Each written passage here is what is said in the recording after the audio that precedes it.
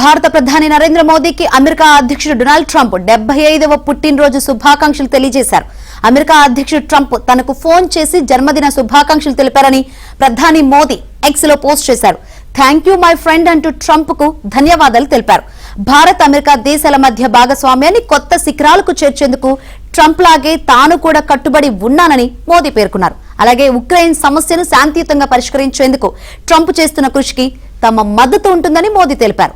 అదనపు సుంకాల నేపథ్యంలో ట్రంప్ మోదీ మధ్య దూరం పెరగ్గా ఇరువురు నేతలు మాట్లాడుకోవడం జూన్ 17 తర్వాత ఇదే తొలిసారి.